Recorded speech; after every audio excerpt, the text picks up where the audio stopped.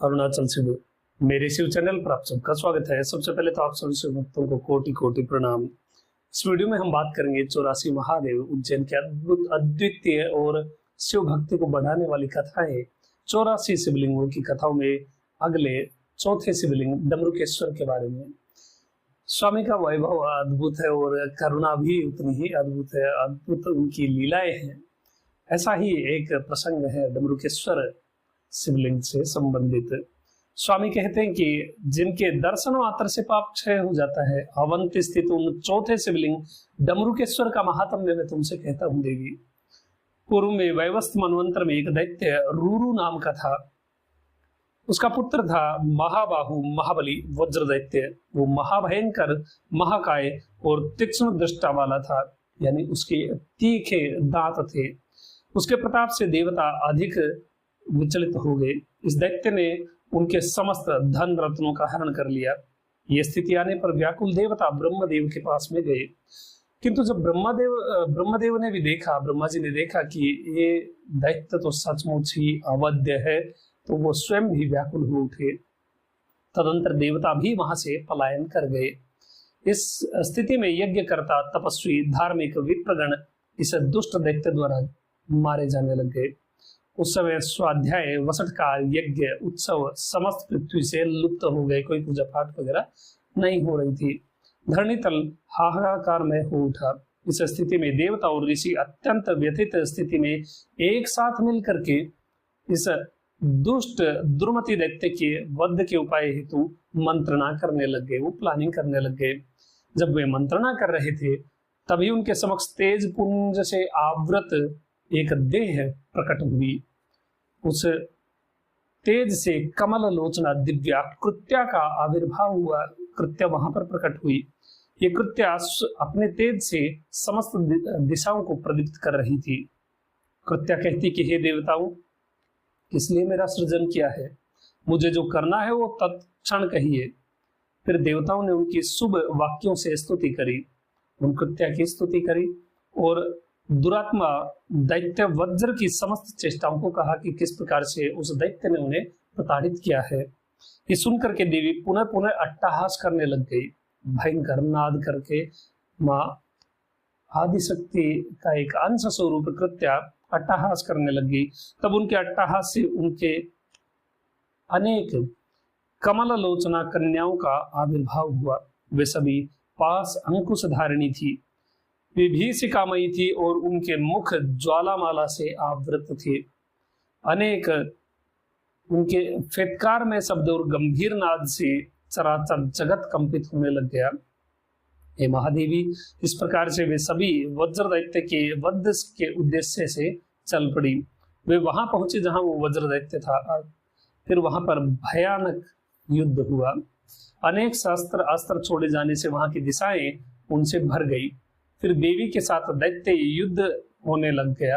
मातृकाओं ने, जो वहां पर मातृकाएं थी, उन मातृकाओं ने क्रोधित होकर के दैत्य सेना का वध प्रारंभ कर दिया। मातृकाओं के असह्य तेज को न सह सकने के कारण दैत्य सेना रणभूमि से भागने लग गई। ये देख करके दुरात्मा वज्र ने दुसाध्य तामसी माया का सृजन किया। इस माया के प्रभाव से मातृकाएं अवसन्न हो गई। तब रणस्थल भी तमोभूत हो उठा। चारों ही दिशाओं में वो तामसिक माया फैल गई। इसी समय देवी भय विह्वला होकर के मातृकाओं के साथ लेकर के परम उत्तम महाकाल वन में आ गई। वहां कपाली हर लिंग रूपेण अवस्थित है। उधर वज्र दैत्य ने मातृगण को अपनी माया से नष्ट होना मान लिया। वो उस दैत्य ने सोचा कि अपनी माया से उन्होंने मातृकाओं को नष्ट कर दिया है। तब उसने सोचा कि उस कृत्या देवी के पक्ष में देवता भी हैं। अतः वो करोड़ों सेना और रथ के साथ देवताओं को नष्ट करने के उद्देश्य से महाकाल वन में पहुंच गया। यहाँ आकर वज्र दैत्य क्रोधपूर्वक कहने लगा कि अब मैं इस दुष्टा देवी के साथ दुरात्मा देवताओं का भी वध करूंगा। वो दुष्टा देवी मेरी तमो माया के कारण मातृकाओं के साथ में युद्ध में पीठ दिखाकर यहाँ भाग कर आई है।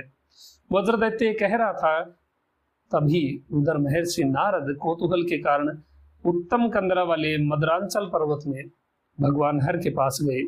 उन्होंने भगवान से कहा कि वज्र दैत्य द्वारा देवता पराजित हो गए हैं। नारद ने कहा कि प्रभु महेश्वर, दुष्ट वज्र द्वारा देवता महाकाल वन में भगा दिए गए हैं। तब मैं स्वामी माता से कथा कहते हुए कहते हैं कि हे परमेश्वरी, तब मैंने नारद से देवताओं की पराजय का संवाद सुनकर के भैरव वेश को धारण किया और शीघ्र ही मंदर की कंदरा से आया।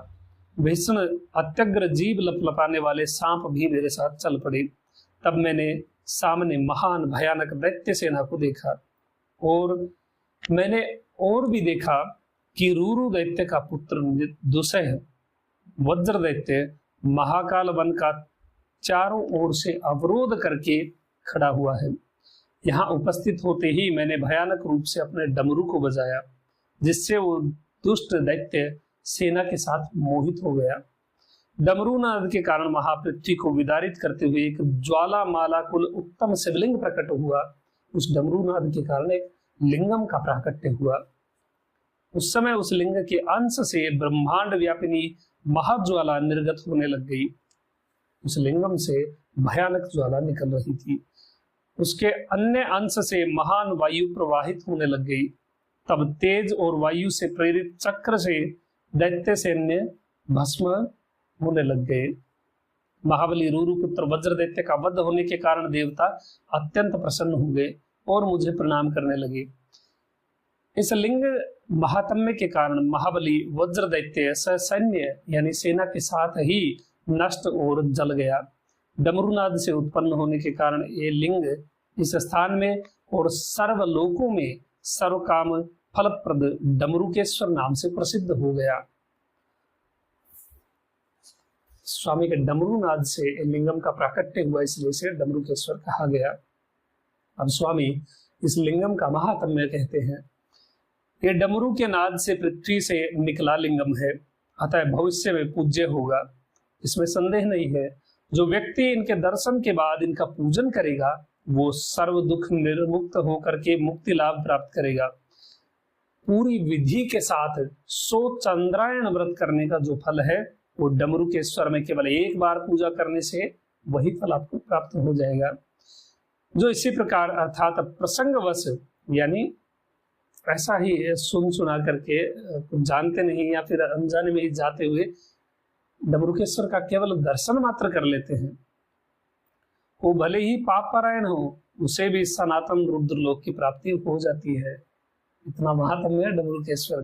जो इस विख्यात शिवलिंग का स्तव करते हैं, इसकी स्तुति करते हैं, वो मानस पापों से मुक्त होकर के परम पद को प्राप्त करते हैं और उसे 1000 अश्वमेध यज्ञ, 100 वाजपेयी यज्ञ और 1000 गौदान का फल लाभ होता है।